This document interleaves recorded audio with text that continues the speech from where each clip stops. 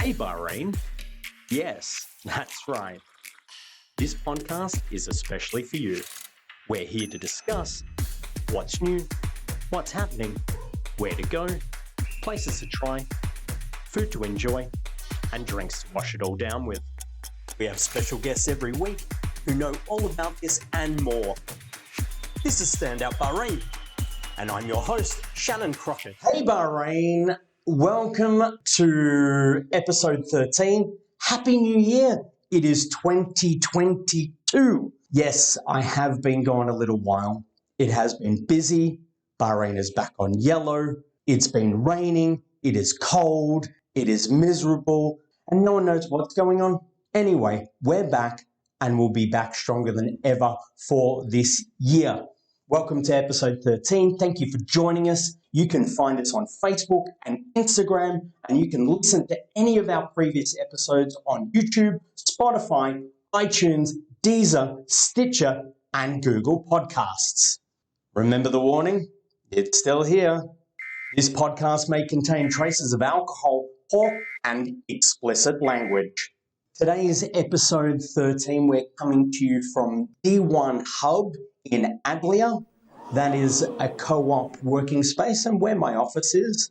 Our special guest and co-host for episode 13 is Farah.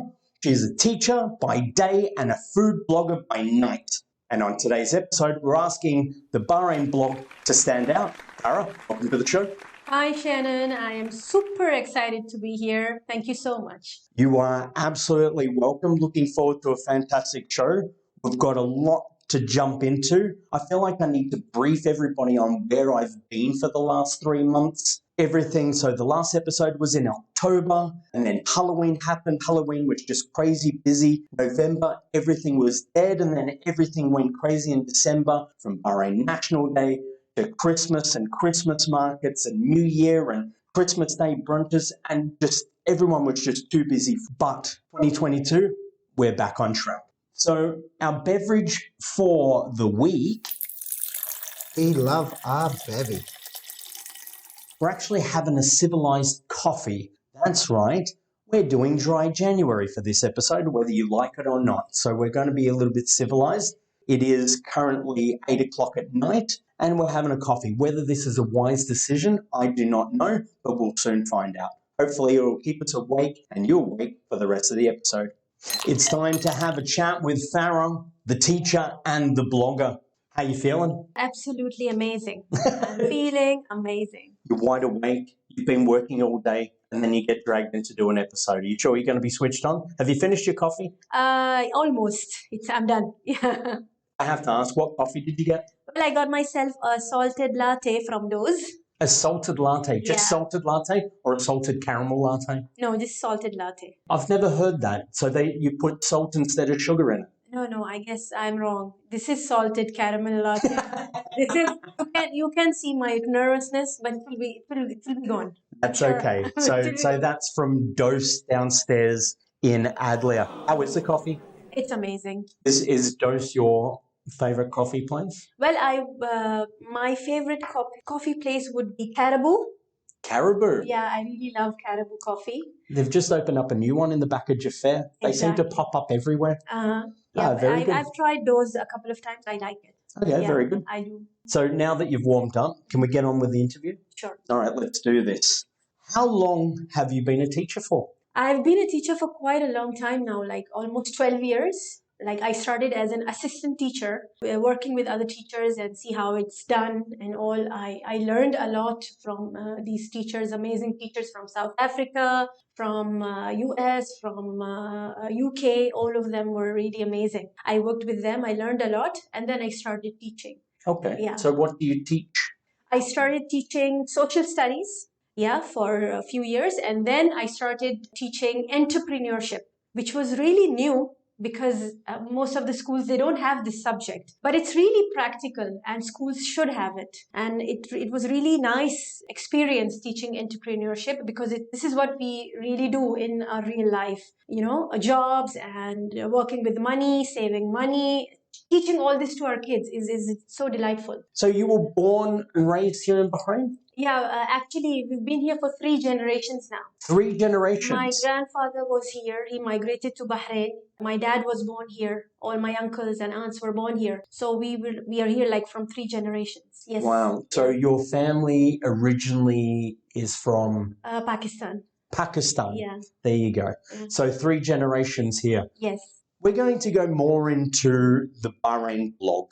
The Bahrain blog is, I've seen it on Instagram and you're on Facebook too. Are you on TikTok as well? Exactly, yes. You've got quite the following. How many followers do you have on Instagram? And right now, I have like 14,300. That's really good. That's good. That is a good number. So what made you decide to blog about food?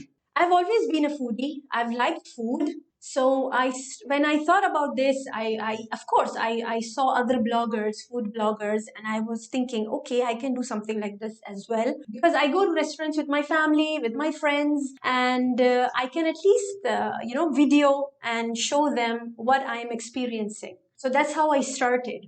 And then I officially visited many places, making blogs for them. And this is how it went on.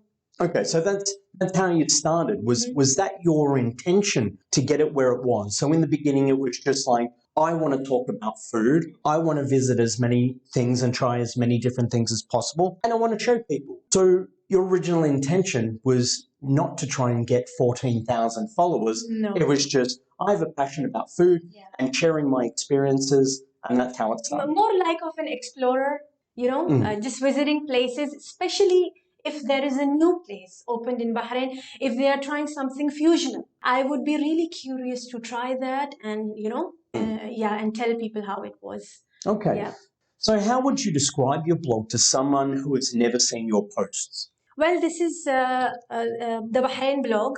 I have my platforms on Instagram, I have my platform on TikTok and on Facebook. So I basically visit restaurants and show them what they're serving and what is my personal favorite. I will let them know. So this is how, I want people to know me. Okay. Food blogger as an But explorer. you don't announce where you are going. You wait until after you leave. Yes, exactly. Interesting. Exactly. How long have you been blogging for? How long has the Bahrain blog been happening?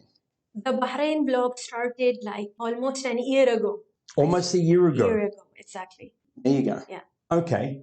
You have over 14,000 followers on Instagram for only a year of blogging. Mm-hmm. Once again, that's impressive. How would you say you've managed to achieve this? What is it that's special compared to other food bloggers? Because there's many here. Yeah. Well, I have worked a lot, I would say. I promoted myself a lot and I got a number of fortunate series happen to me, which did give me a lot of followers, which we will be talking about. So promoting, making giveaways, collaborating was, all of these I started doing and I got a lot of followers. People started liking my videos, the way I speak. I got a lot of messages from people that we like the way you speak, especially when I'm doing voiceover or I'm making a video where I'm featuring in it. They started liking that a lot. Possibly the fact that you speak clearly that people can understand. That's cool. That's cool. Mm-hmm. When reviewing restaurants, do you go in anonymous or do you notify the venue ahead of time? Well, I have been to restaurants, not notifying them. I was there, but I have also taken appointments that I'm going to visit you and they knew that I'm coming. So I've done both actually. Okay. Yeah. So from when you started the blog in 2020, you were just doing this on your own accord. Mm-hmm. How long did it take before somebody said, I would like to invite you? Mm-hmm. When was the first time you got invited? How long had you been blogging for when somebody approached you or messaged you and said, we would like you to review our restaurant? I think when I started, 4 months after I started, I got my first invitation that we would like you to come and try out our food and see if you like it. Yeah, so that was like 4 months. So on the invitation, I have to ask, what was the evening complimentary? It was a breakfast. It was a breakfast. Invitation. I'll tell you what, can we give a shout out to which place this was? Where was this? They gave you the first one. It was in Salamabad Farmers Market. It's called Popina. Are you kidding me? Yeah, I was there. It was with Hezron. Yes. Are you kidding me? Yeah, Chef Hezron, he was so good, and yeah, the things he I creates. tell you amazing. something. What a small world this is. A shout out to Hezron. I know he's going to be listening to this. I'm actually going to be doing stuff with him very soon. A little sneak peek. Yeah. That's crazy. Excellent guy. But we've got some cool stuff. I can't announce it now. The cool stuff that's happening, and it's going to be with Hezron. But that's crazy. That's crazy. And I really loved being there. The breakfast that he served. The was food is delicious. Amazing. And you want to know something? I'm having breakfast with him tomorrow. Oh, yeah, wow. he's asked me. We had a little catch up today. We had a little meeting this afternoon. He does like a lot of keto stuff now, but he's doing all this stuff with like avocado and balsamic, and it's like, and the lemons there. yeah. Oh my God. So if he's going to invite me in, I'm there. But I've been in there a couple of times. Small world, but that's cool. So your first ever was there, and then it kind of just went from there. Yes. So I have to ask, all your reviews are positive. So you would go into a place, anonymous or welcomed, and you would eat, you would drink, and then if you've enjoyed yourself and you enjoyed the whole experience, you'll do a review. You enjoyed the food. What happens if it's a bad experience? What if the food is good, the experience is bad, or the other way around? Well, I would like to point out something really important here. Like when I visit a place, I keep in my mind that I am going there as a food blogger and not as a food critic, because I am not a food critic. So what I do, even if I don't like the food, I'm not going to mention that, because maybe I don't like the food, but you do. And the other people, they like it. So it's more about personal opinion. Yeah. So, and I tell them what I liked, which was my favorite. But when it comes to the food I didn't like, I just don't mention it. Because I believe that maybe if I don't like it, someone else might like it. So I don't point out that. Okay. Yeah. So you give honest but positive, and is there anything negative you leave that out? I know there is a lot of food bloggers here. Yeah. There is a lot. And it gets to the point where I know of, I won't mention names or venues, but I know of places where they'll call up, they'll ask for money, and then a complimentary night of food, drinks, and then they'll want to bring their friends, which is kind of, I would say, an abuse of power, where you've got a following but no food background. So people, it just says, I go to these places and I give amazing reviews, and the venue who is coughing up this money is hoping that it'll translate into additional business. Yeah. Because marketing has changed a lot, especially in the last 10 to 15 years. I mean, putting stuff into a magazine, you don't know what's going to come back. Yes. You can't do flyers anymore. People still do flyers. But it's now all about influencers and promoters. So how would you say you're different to those? Well, I would say that since I am not a food critic, I will not judge the food, but yes, I will let them know that I am coming over. I will try their cuisines, even if they have invited me. They would like to, promote maybe their new dishes. Maybe they've introduced something new. They want me to try out that. I do that, and I give them honest review of what I felt was according to my taste.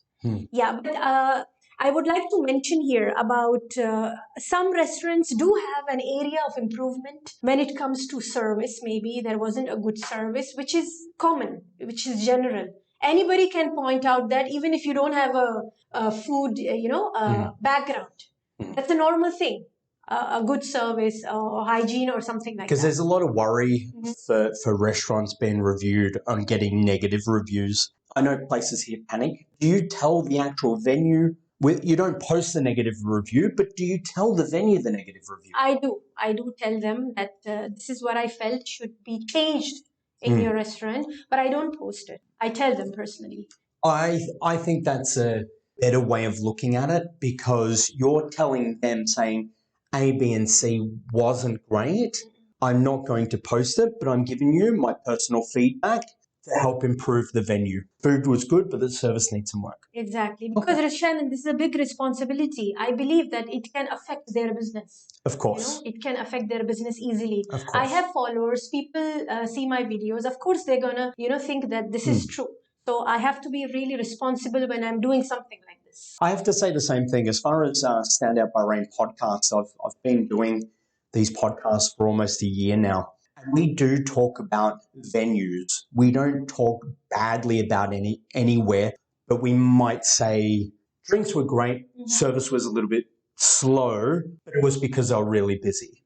So you're not bad mouthing anybody. I'm trying to give a bit of honesty because anyone can fluff up any business. Best place ever, biggest party on the island, best cocktails, when it's not actually possible. So do venues offer to pay you or offer complimentary meals in exchange for reviews? I've been to places where I have paid and for the meals, and I have also been offered complimentary meals, but I never charge them. Okay, one thing I have to ask, they approach you and offer you complimentary. You don't approach them and ask for complimentary. It happens both the ways. Sometimes they will approach me and they will offer me a complimentary, and sometimes I approach them, but I don't tell them that I need a complimentary. So you will tell them that you're coming in, yeah, and then you don't bring up the complimentary in the conversation. You can say, right, I'm from the Bahrain Blog. Yeah. I'm going to be dining in your restaurant tomorrow night. I'll be in at 7 o'clock, just to let you know. Yeah. That preps them. So then obviously they're going to try and knowing that you've got a following, they're going to try and put the best servers on, give you a nice table, speedy service and these kind of things. But you don't mention the complimentary. I will say, fantastic. We've seen your blog. We know of your blog. We've seen you've got a nice following. We would like to invite you complimentary. Exactly. Exactly. Yeah. It's not the other way around. You don't say, I'm coming into your restaurant if it's complimentary. No. Exactly.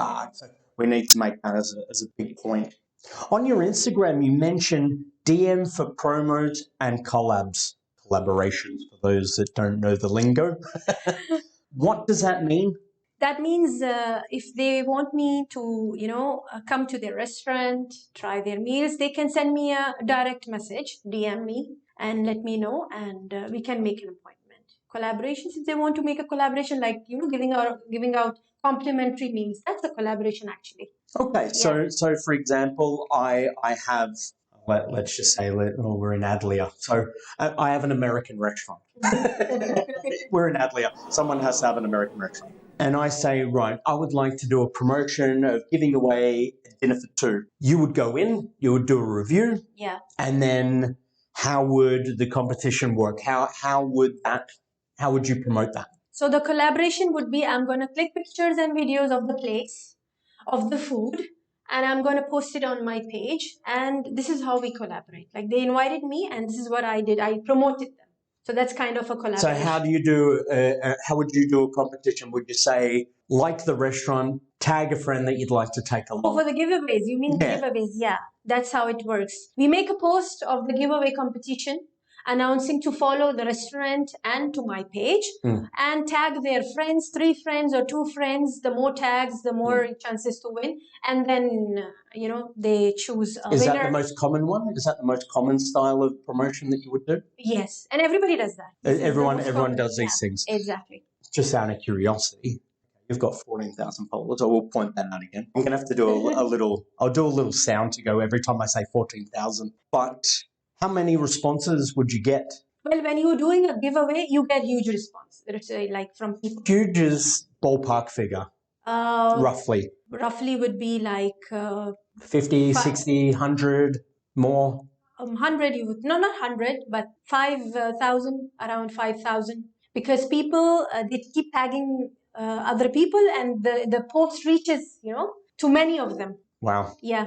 And you're not just going to tag 1 or 2 friends. If you want to win, in order to win, you're going to make many tags. How do you choose the winner? The person who made the more efforts, more tags. Tags are done on different days. And that's how we count them and see if the tags are not fake. They're genuine accounts. This is so I know for future reference because I'm going to enter the next competition. Yeah. I better win. I didn't have you on the show for nothing. I'm only kidding. So no, it's just a curiosity. You see a lot of these promotions and you see these lot of activations. It's just always curious to know how it works and how to get involved. So obviously, if you're not following the Bahrain Blog, you're going to log in, you're going to check it out and see these promotions and follow and get involved. Bahrain is in yellow yet again. I feel like we're never going to get out of this. How did you maintain your blogs when all the restaurants were closed? So obviously there was a period of time last year where it was only deliveries or you could only show up at the door and you had to do your temperature and you had to be masked and they would pass your bag through a little door like you were getting a prison meal. So how did you keep the blog going? Well, of course, it was a hard time because I just started my bloggings, and then there was this lockdown going on, and restaurants were closed. So what they would do, they would either send in the meals, and I would just show people, these are the meals that I have received from this restaurant, and this is how it looks. But the only thing was missing was that I couldn't take pictures of inside of the restaurant. Of course. Yeah. But I would receive the food, but not at that, speed, because they were closed. Yeah, if they're closed, they didn't want it to, promote as much as when they're open. So I have to also ask, without mentioning names yet again, so when you're having all these meals delivered to you, are you using the drivers from the actual venue, or were you using third party? Were the venues just sending you food, contacting you saying, we're going to send you food? Or were you ordering through an app and then doing it that way? I have also gone and picked the food by myself. Yeah, when they let me know, I would go and pick up the food, or I have also, they would send it to me, they would deliver it to my house. So it has been both the ways, they do it. Yeah. The Bahrain blog, you have a following. You knew about blogs before you started blogging. Do you follow other blogs? I do, yeah. Many of them. Just for food or just in general? Some do about life and going out and going to the gym and fitness, and it's not always about food. Do you only follow food bloggers, or do you follow other bloggers on different topics? No, I do. I do follow other bloggers too, to see different things, not just food. So I am following other influencers, not just food bloggers. Do you collaborate or do you team up with any food bloggers at all? Have you ever come together for anything? I have been invited by other bloggers, but I haven't done, as a host of collaborating with other bloggers and inviting them and having a blog. I haven't done that yet. Are you friends with others? Do you chit-chat, these kind of things, talk about these things? Maybe you've been to a place I haven't been to before. They may reach out to you and be like, oh, where is this place, kind of thing? They usually don't talk about the places we've been to or about the food. We are friends. But you are in contact? Yeah, we are in contact with each other. Okay, very good. So now that we've covered the blog, you're obviously from something that started off as a little small project for yourself. It was something for a little bit of fun. It's grown, it's gotten bigger, and then it's led to you auditioning for a radio show, and it's led to you being on TV. How did what you were doing as a food blogger lead you into auditioning for a radio station and then lead to going on to TV? Well, I would say this has been an year and a half of transformation for me. I got a lot of fortunate, things happening in my life. It gave me a lot of recognition and a lot of exposure. So it has been really, really overwhelming and really good. I would say it was really nice being on television or being on the radio. It has been really nice. Like I did get this opportunity on being on this FM, which is called 104.2 Mirchi FM. It's an Indian FM. I've seen the ads for it around town because it's around the world, but it's fairly new to Bahrain. Yes. Okay. Yeah. So they were like looking for a local voice, an RJ voice for their FM, and I sent in my video saying something nice. It was like an audition, and I got selected among the 7 contestants. I was one of them. Very good. Yeah. But what came of it? Did you got the audition, and where is that now? I got the audition, and then it went on for about 3 weeks. Okay. The competition was there for about 3 weeks. From top 7, I came into top 5 with the votings of people. People voted for me, and I got the highest votes. among those 7 contestants. And then there was this finale, which we performed live in front of the judges. And I got the top 3 position. So there were top 3 winners. There was no first, second, third. There were top 3. So what was the prize? If you finished top 3, there was no top prize. Well, we didn't have our own program in the radio. For some reason, was not known by them. So it was a competition to audition to be a radio DJ. Yeah. You got into the final 3. There was only a final 3. Yes. Did you get anything out of it? I got my trophy. You got a trophy for being in the top 3. Yeah. You'll have to send us a picture of this trophy. But I also got a lot of recognition. I got a lot of followers after that. But that's good. That's good. Yeah. I was half and then I got... I know, but to finish in top 3 and give you a trophy, they should have been offering you it. I think it was just a promotional thing. So I know, but if somebody's going to audition, then somebody's got their hopes up. And it's like, oh, maybe they're going to offer you a job. Did they say, if you come in the top 3, we'll give you a trophy? I probably wouldn't have done it. I'm going to put in the effort to do an audition, and the grand prize is a trophy. Obviously, I didn't know that. Yeah, and they didn't tell you that. They just said, we've got a competition. Because if I want a trophy, I play golf with a group of friends, and I picked up a trophy from day to day in the day. A little trophy cost me maybe 1 or 2 BD, and we use that for golf. Anyone can get it. I'm sorry, but they should have given you a better prize than that, like maybe a job. Anyway, that's another story. How did you end up on TV? One thing led to another. People saw me, they heard me actually on radio. My voice was there on radio. So I was approached by the Bahrain TV, Bahrain International TV, that they would like me to come and have an interview with them. I had an interview with Farah as a food blogger and also the winner of this contest. So this is how it happened. So based on that, a double whammy and tick boxes, and you ended up on the show. That's great. And what we'll actually do, there is a link for this episode on Bahrain TV. So we'll put that in the comments so you can check that out for yourselves. But that's cool. That went really well. That was a great chat. We're going to have a short break and we'll be back with the second part of the Stand Out Bahrain Podcast, episode 13. This is Majid from Fame Film Agency, and you are listening to the Stand Out Bahrain Podcast.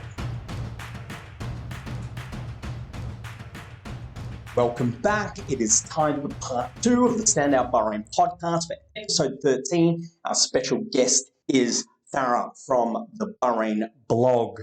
We've had our interview. Now it's time to just relax and let's enjoy the rest of the show. It's time now for the fire round. The fire round, baby. The fire round, baby. So, are you aware of what the fire round is? Rapid questions and then I answer. Very good. Very good. So, the fire round for the listeners who, we've been away for a little while. The fire round, 10 basic questions, answer as quickly as possible. But we're going to do this. Fire round. Let's go. Are you ready? Sure. Here we go. Yeah. What is your favorite restaurant here in Bahrain? Well, there are a couple of restaurants that I really like. No. That's not what I asked. Stick to the question. What is your favorite restaurant? I'll say Günaydın, which is right in this building down there. Günaydın, the Turkish restaurant. The one that opened only last year. How do you pronounce it? Günaydın. Günaydın. Günaydın. Yeah. Günaydın. That's a Turkish. I'd seen all the advertising for it. The food is that good? Oh, the food is amazing. And the entertainment that you get there. Really? Oh my God. It's such an entertaining meal you get, Sorry, we're talking about a restaurant on the podcast for the first time. So I've got a couple of follow-up questions. So just bear with me. You know what I'm like. Food is good. Yeah. Entertainment is good. Cost, would you say, because a lot of Adlia can be seen as a little bit pricey. Mm-hmm. How is the value for money? Well, the price is a little more, I would say, but they are really serving quality meat with good spices. Okay. So it's worth it. So average bill. So you went in there for dinner. What would you say would be an average bill for, say, a main and say a bottle of water or a juice? Yeah, 20 to 25 BD. Say if you're ordering for a dish. one. Yeah, it would have a main course. It would have a starter. It would have. So 3 courses would be about 25 per person. Okay, interesting.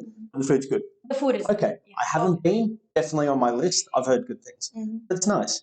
What is your favorite dish when dining out? Well, I would love to have a Bahraini dish, which will be maybe a ghuzi. Really? Yeah. That's something that I would probably eat during Ramadan only. For me, it's all the time. Really? I love rice. Yeah, any dish which is a rice dish, I would always have it. Maybe Wow. 3 times a day. Okay, there you go. Interesting. When you go out, obviously this podcast, we do talk about drinking alcoholic beverages, but it's not always the case. Now, I understand that you do not drink. So what would you normally have? Would you normally have water? Would you have a juice? Would you have a mocktail?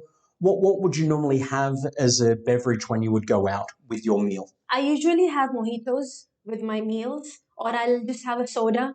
Usually I have soda or a mojito. That'd be a mocktail mojito.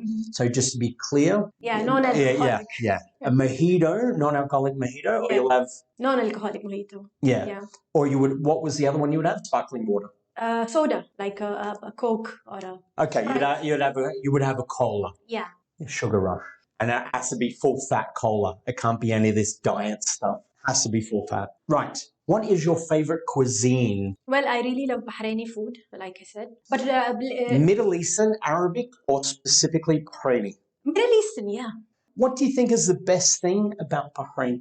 Well, I love the diversity that I see around Bahrain. You know, people from everywhere, and they respect each other, and they go along really well, like enjoying each other's festivals and all that, you know. I really completely agree. Yeah. It's actually part of the reason why I enjoy living in the Middle East is when you have friends from all over the world. Yeah, I would totally agree with you. I really like that. What do you think Bahrain needs? Well, maybe they can have more natural beauty, More. not more of the mall. We have a lot of malls here. So more natural beauty. More natural beauty, maybe. What doesn't Bahrain need? Bahrain has a lot of malls. I don't think they should have more malls here. All these malls. But I don't mind there being a lot of malls, but it doesn't make any sense when they've got the exact same shops. Yeah, exactly. If Same brands. if you've got, say, a H&M in 3 different places, it's going to be the same clothes. Yeah, So what would take you to one mall over another if they're the exact same shop? exactly. That's a bit I can't understand. Anyway, moving on. What's your favorite travel destination? I haven't been to a lot of places, but I would say I would love to go back to Georgia. I really liked being there. So much of the mountains and greenery and natural beauty. So I loved being there. I have to say I had no influence on that answer. I have not mentioned that my wife is from Georgia, Oh my and I God. tend to agree. So, yeah, no, completely agree. I've been to Georgia 10 times in the last 4 years. It's beautiful. It is stunning, but it's funny that you say that. How's that? The world just got a little bit smaller. Make so, sure your wife knows this. oh no, she'll be listening. And a shout out to our friends and family in Tbilisi. Hope you're all well and staying safe. Where would be the first place you'll travel to once things become a lot easier? You don't need 20 tests before you go and 20 tests to come back. Well, I must say that Shannon didn't pay me to say this, but I will definitely go back to Georgia. I agree. 3 hours away. Don't worry. In a few years' time, I'll give you somewhere to blog over there. I'll be honored. Okay, and for the last question, because you are a blogger now, when I do the fire round, I tend to ask questions that are kind of tailored towards my guest. So as a blogger, what is your favorite blog, or who is your favorite blogger? I get to choose the blog, my blog, right? My favorite. No, blog we that know I did. yours is the favorite because it's yours. Yeah. Just like your favorite podcast is Stand Out Bahrain. Yeah. So, aside from yours, because that's the thing, when I do have guests from their restaurant or their bar or whatever, I'm like, you can't talk about your own place. We know you love your place. Yeah. But if it's not yours, what else? Well, my favorite blogger would be Bahraini foodie, Miss Donna. She's the best. I really love her. Bahraini foodie? Yeah. Donna? Yeah. Okay, if you're listening, shout out to Donna. That's cool. You're inspired by her? Were you following her before, or you discovered her after yours? I was following her before, and we are still following each other, and she's a good friend of mine. Okay, fantastic. Yeah. Oh, that's nice. Yeah. That's nice. We'll just throw that in there. So that was the last question of the fire round. The fire round, baby. The fire round, baby. very, very good. We're now going to talk about the other typical topics that we have. So as far as what's happening, New Year 2022. Yeah, so it's like a sequel to 2020, 2022. 2022. Yeah, it is a sequel to 2020. Things have been a little bit crazy. There's been a few things that have been popping up and closing down. So there's been a few winter markets. I know that there was one in Amwaj, and there's usually one in Seif. There was one, I'm not even sure if it's still on. There was one called YOLO. They were doing at Oasis in Jaffa. But obviously there's been so much rain. Yeah. Obviously not in the last week, but Bahrain loves to hold on to its puddles. Well, puddles, I'm exaggerating, they are lakes. So it's tend to have washed out a lot of things at the moment, and there's still a lot of water floating around. So a lot of the outdoor stuff seems to have died down. But one of the greatest things as far as what's happening, and I was there on Saturday, was the reopening of the farmers market in Badaya. Wow. I used to go down there a lot when I first moved here 5 years ago, and it's just a beautiful day out. And I'd meet up with friends. We would go there. You'd have a Bahraini breakfast outside, and then you would go do your shopping. You'd just take a bag of coins and a 3-4 BD of coins just to fill up your fridge on, and you're looking after the local economy. You're looking after the local farmers, and you're filling up your fridge. Wow. And I really like it. So I haven't, obviously it had been closed due to everything going on, but I went back. So since my last episode, I now have a little puppy. He is a 5-month-old Maltese called Nushki. Nushki. Nushki. Nushki. Yeah, Nushki. It's just a big bald fur. And we thought, farmer's market would be great to take the puppy. So he can play with kids, he can meet other dogs and stuff like that. So we took him down. So we got up at 8 o'clock in the morning. We drove all the way down there because we live in Jaffa. So we drove all the way down there and we get to it. It's like, not allowed. There's no sign that says it. It obviously says you need to show your vaccination certificate. Fine. You need to be wearing a mask, but there was no way saying, because it's a park, it's an outside garden area. Yeah. I thought that would be allowed, and they normally have like a little petting zoo for the kids, where they would have like sheep and goats and these kind of things that you could pat. I thought bringing a puppy would be okay. So one of us had to wait outside, and then we went inside. Took turns. We had to take it in turns. So I got what I needed and then sent the wife in and she got what she needed. So it was just a little bit of a hassle, but I'm glad that it's open and love looking after the local produce. But I'll tell you what, some of the food that I picked up is better than the stuff that you get in the supermarket. That's right, I said it. Yeah. Do you know of anything that's happening in Bahrain at the moment? Well, they just opened this park, which was closed for a long time. It's right next to the airport. Muharraq. Yeah. Yes. Kubra. It was closed for 15 Yeah, years. I have so much of memories of my childhood there. Really? And when they closed it, I would pass through that and I would say, oh, when are they going to open it? I miss, being here. And they just opened it in the National Day time. And so have you been in there since it reopened? Yes. How is it? It was very nice. Can I take my puppy? Of course. Okay. Finally, somewhere where I can take the dog. And that's the other thing as far as what's happening, because obviously it's been 3 months. For those that have pets, I've been told to check out Wagalag in Badaya. I haven't been down there yet, but apparently it's quite social, it's quite fun, and on weekends they have some live music. It's a great place to socialise and take your dogs down and stuff like that. I've heard really good things. I haven't been there yet, but it is on my to-do list. Next, what's new? What's new in Bahrain? There's always restaurants and bars and everything opening. It seems like Bahrain is slowly coming back to life. Everyone's ready for the post-COVID era. Everyone's excited about it. So places that I know that have opened, some of them have already reached out to me, potentially been on the show. I won't say who. So you've got California Rabbit Hole. That's just opened up here in Adlia. It is an American chain. Whether it's an official part of the chain, I'm not sure, because Bahrain is very good on getting brands, but not the official brand. So, is it new in America also? Because I didn't hear of it. I don't know. I was told by an American friend that it is a chain in the US. Okay. So because I don't think there's any laws for brand selling here. The Rainforest Cafe is not it's Rainforest Lounge, but it's a take on Rainforest Cafe. Yeah. So it's not the official one, but it's a version, like Planet Hollywood that's just opened up here in Adlia.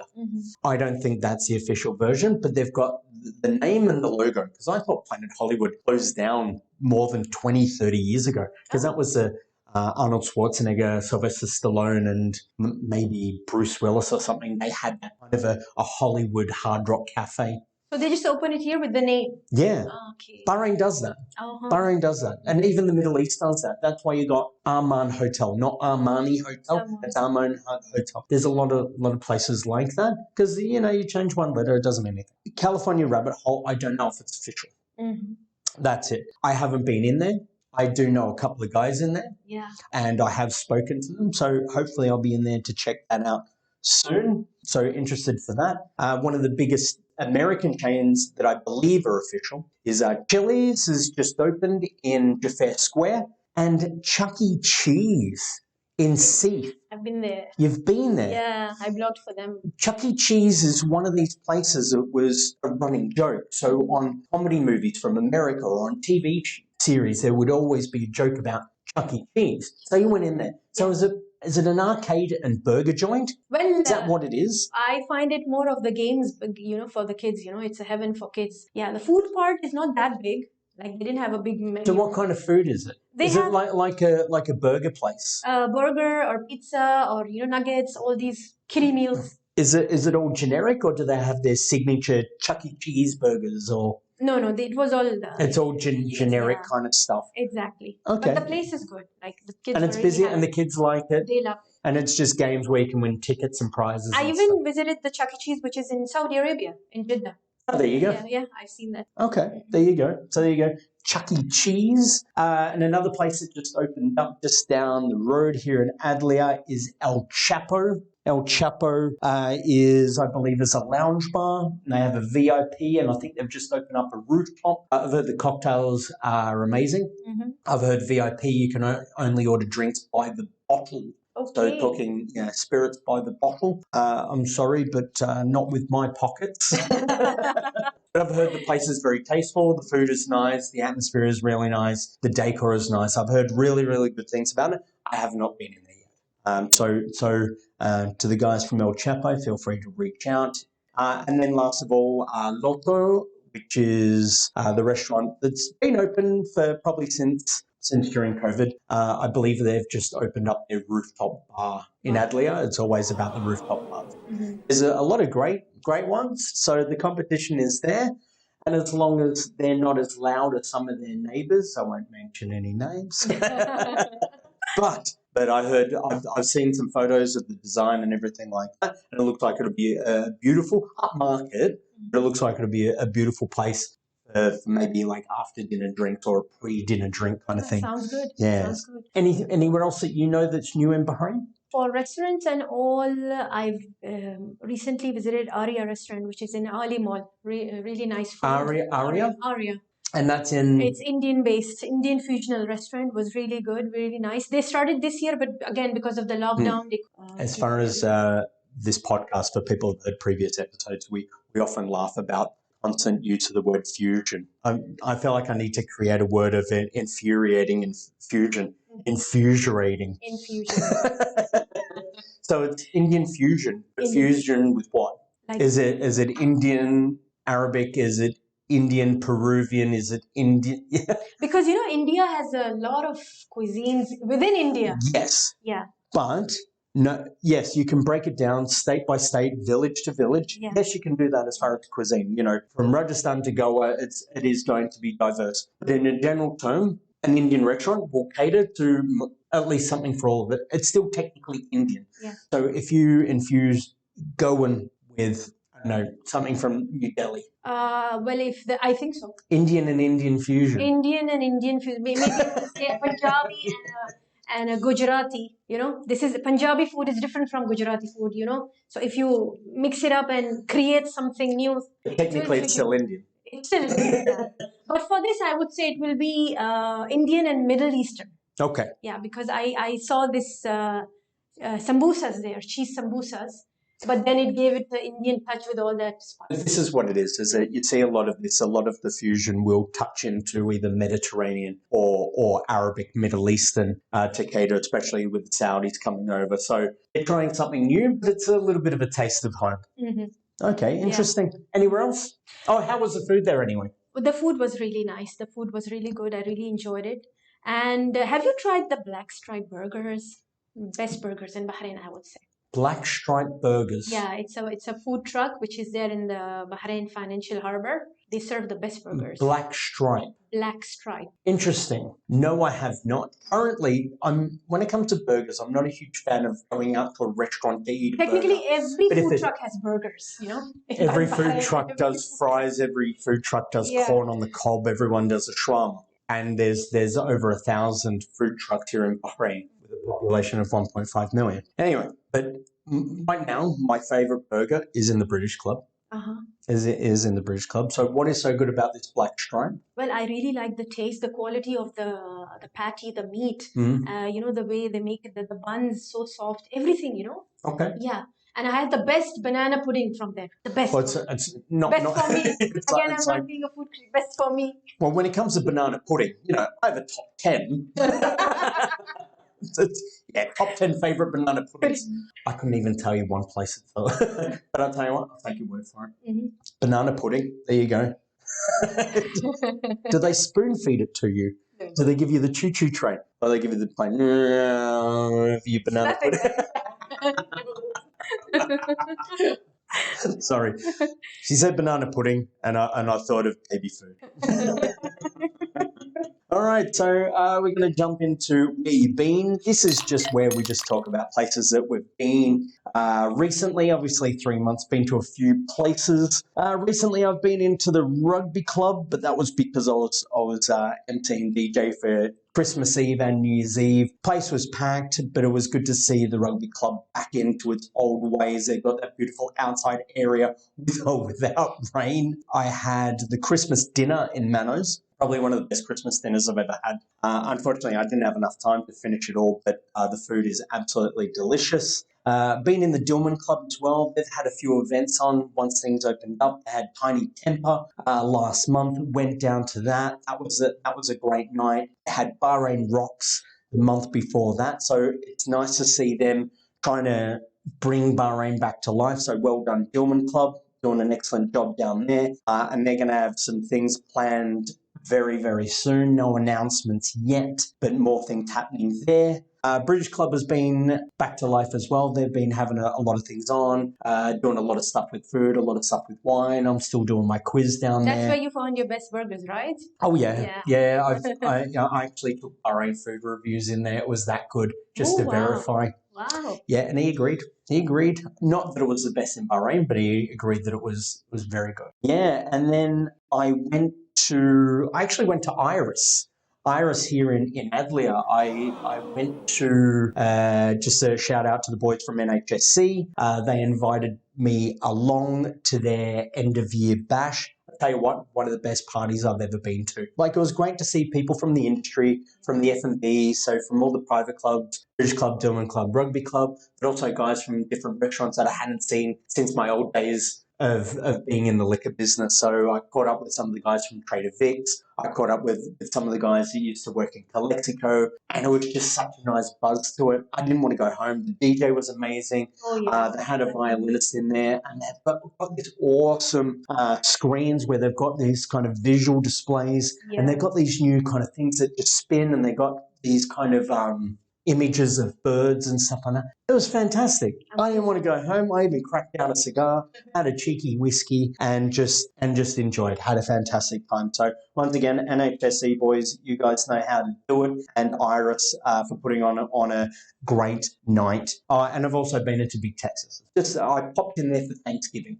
because mates, episode 1, Brian and the guys Millie and Rad from Big Texas. I like to go in there for Thanksgiving. Obviously, we don't celebrate it in Australia, but when you've got American friends, it's kind of the nice thing to do. So, and they do a really nice Thanksgiving's Day brunch. Yeah. So where have you been? Well, I was busy with my vlogs all this time. I just had to go and see the fireworks going on and stuck in traffic, of course. That is the ultimate New Year's Eve, is watching fireworks while stuck in traffic. So you're going to go and see 10 minutes of fireworks and you're going to be stuck in traffic for 2 hours. Yeah. Well, that's okay. My car has a sunroof, so I could have been stuck in traffic and still watch the fireworks. Yeah, New Year's Eve was definitely one to remember. I was DJ and MC at the rugby club. Wow. And so I was playing from 6 o'clock. The band was coming on. for 7:30, 7:45. They started playing. They played one set, and I started to play the next set, interacting with the crowd and these things. All of a sudden, a big black cloud came out of nowhere, and it started pouring with rain. The outside area was flooded, absolutely flooded, and we were just like, what to do? Like I tried to have a bit of fun with it. And it was open. The stage was covered. But everything else, they had a mesh thing, so it can only hold back so much. But I tried to make light of it. So when it started raining a little bit, I started playing Milli Vanilli, Blame It on the Rain. And then when it started raining a little bit heavier, I was playing Rolling Stones, Give Me Shelter, just to try and make light of it. And I just got on the microphone and said, I'm out here in this, come and join me. It died down after maybe about an hour. And then the band had to stop because everything was wet. Yeah. I moved into a little sound booth and I DJ'd until 2:30, 3 o'clock in the morning. So I was there all night. We still managed to do the countdown. The storm passed. Everything started to dry out. And you had crowd in all. And not everyone left. People ran indoors.